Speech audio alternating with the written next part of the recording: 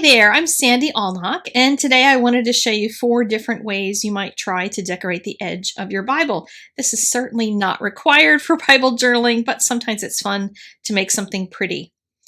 And over the years, I have seen people decorate the sides of their Bible, and I've seen pictures on Pinterest with Tombow markers or Marvy markers or some kind of water-based markers sitting beside it. And I didn't look at any tutorials, so there could be tips on this out there if you really want to try this. I didn't find it worked all that well for me.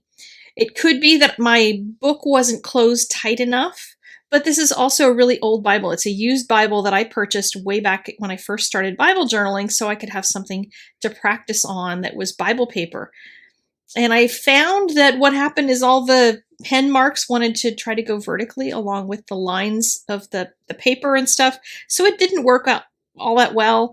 I tried outlining things to clean stuff up and I just wasn't really pleased with it. If you want to try something out like this on something before trying it on your Bible, you might find an old book, maybe a book you didn't like or something, and try it on that and see if you can come up with a design and a technique that will work with those kinds of markers. But what I did try was a thicker nibbed metallic pen. I have these Permapaque pens, and they're metallics, but the nibs are wider than they are on those other markers. And these I found a little bit easier to work with, although it was harder to get a tiny line. And I decided to just go for making vines all over the edge of it. I still had some of that sort of thing where it wanted to go vertically, and I was arguing with the marker a little bit that way. And again, it probably would help if you could put the book into an actual vise or something to really hold it. Right now, this Bible is being held together by the band that comes with it, so it's holding it somewhat, but it's not super squeezing it. But every Bible also is going to have a different amount of perfection around the edges, you know, whether the pages are all stitched together exactly perfect. And this one came out okay. It was not great, but you know, I was just trying to do some loose sketching in there and see if that would work. I might go back in with the pen again and do a little bit of cleanup work on it, but that worked nicely. And there was no bleed on the inside from these markers. It's possible that some of that will pull in if I try doing watercolor on a page that has a little bit of that on there. So I'm going to probably use lighter colors when I do this on my final Bible, on my good one that I like to use a lot. So this is one that I really wanted to try. I saw somebody with a pin. Again, it was years ago that I saw it, and I haven't been able to get it out of my head. And I couldn't figure out how to get watercolor to be dark enough, so I used acrylic. And I wrapped the edges of the book, the cover, front and back, all the way around with blue tape so that I could just kind of paint away and not have to worry about getting blue paint on everything. And I just used an acrylic paint for this. And I thought I was being really smart because look how nice and dark it is going to be. I wanted to do galaxy around it because just that's one of the things that I think of when I think of God is just His majesty displayed across the entire galaxy. So once it was dry, I put on some other colors. I got some pink, and the pink is not metallic, but this gold is actually a metallic paint. And I'll try to find links to all these paints down in the doobly-doo down below in the supply list. I always have supplies down there for all my videos. And then there's this kind of turquoise color, and both of those are by Pebeo. And it's shiny gold and shiny blue, and I thought that would be really cool. And wouldn't this be great? Afterward, I got some white gesso that I used for making little stars, and I got out the tiniest brush. I never use a double-aught anything, but here it seemed appropriate. You could spatter some dots on there, but I wanted it to be a little more under control on the sides of this. And so I just used a little bitty tiny brush to do that. When I pulled the tape off, I found that it actually ripped when it pulled on the cover because it's a paper cover on the inside of this Bible. So be a little careful with that, but one solution, and I am all about having solutions that just tackle problems that come up. I don't get upset if I quote unquote ruin something because you can always find a way to fix things. So I decided to just paint the inside front cover and back cover with the same galaxy design.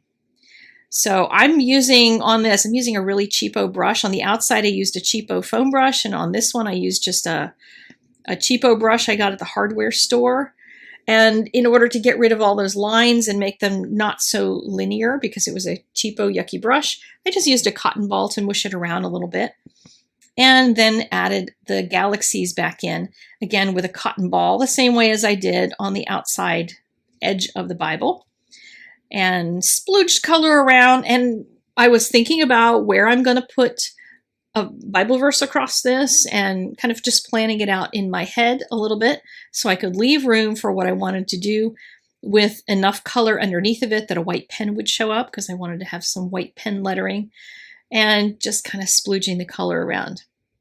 And I know this has gotten further away from the whole idea of just doing the edge, but when the paint you use on the outside kind of causes that to happen because you've used tape that didn't pull off, and that was even delicate tape. So yeah, be aware that that could be a problem. Once I got all that done, I decided to spatter on the inside. So this is what you could do on the outside, but you might want to be careful and cover the outside cover so you don't get spatter everywhere. But here I was able to mix the white paint to a consistency that would fling off the brush. So sometimes it takes a little thinner paint, but if it's too thin, then it'll look like gray dots. But here is the page with the verse in it. Isn't that beautiful? With all the shimmery paint, and I lift up my eyes, the whole Psalm 121. And here's the edge of the Bible and how beautiful that looks. And I did the inside of the back. I would probably be putting another verse in there. If you have any suggestions, please leave them in the description. But what I found this acrylic paint did was cause me to have to pull apart every page. Well, not every page, but most pages. And it didn't tear anything, so that's not a concern. But I did have to go through the entire Bible and pull them all apart. But once I did, it flips through just fine. There were a few places where the acrylic did splooge down a little bit, so when I do something on that page art-wise, I'll have to take that into consideration. But that led me to thinking, okay, I want to do some watercolor on the outside edge. And I have this journaling Bible. It's an interleaved one that has the blank pages in between, and the cover of it has been getting a little bit dirty over time. And I decided to paint the cover too. So while I was doing this one, I'll just go ahead and show you how I painted the cover. And I used the Pebeo paint. Again, that's the same gold paint I used before. And then this other Pebeo paint, this is a yellow color, and I love yellow. That's my favorite color. If you want to do something like this, just get your favorite acrylic colors and make them all colors similar to each other. So I'm using a little bit of white, and it's just a white gesso, and a yellow paint. These are just acrylics. They're not fancy things. The Pebeo are the ones that you might be interested in, the gold and the turquoise shimmery ones. The rest of them are just regular old acrylics. But I pulled in some yellow colors, a little bit of white, and then I threw some purple on here. Why purple? Because purple is the complement to yellow. And I wanted to have a bunch of different yellows on here, but I wanted to have a little richness, a little depth in here somehow in order to create something that would just look a little more interesting on the cover. You can do it in all just one color, absolutely. And I'm using, again, that really cheap brush from the hardware store, like didn't get fancy with it.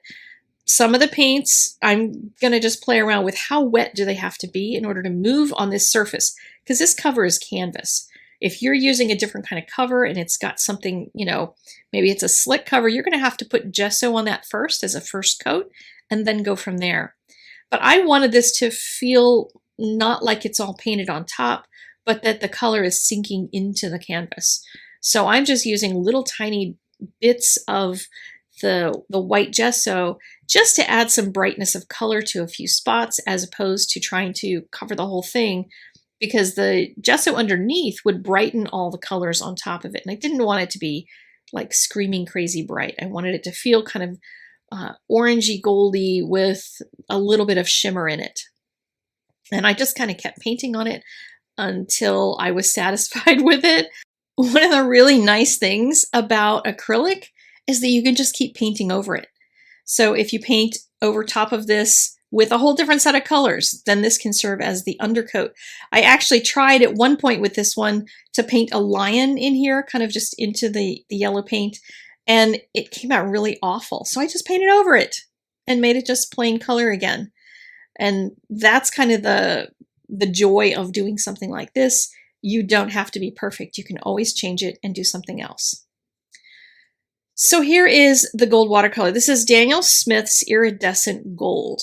And this Bible, again, doesn't have super even edges, but using that foam brush with watercolor worked really great. And I get just that shimmer of a little bit of edge of gold. If you've seen a gold-edged Bible and wanted to know if you could do that with yours, this one is the simplest and cheapest way to go, I think, with doing this whole technique. Just grab one of your watercolors, whatever color you want on the outside of it, mix it so that it's thick enough that you can get some real color on it, but not so much as it starts dripping down into the Bible.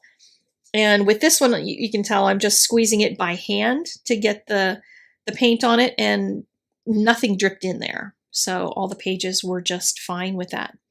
But when it's all dry, I did do the inside cover, and I thought I might do a verse or something in there. Maybe that's where I'll paint my lion, or I may try painting the lion again on the outside, who knows.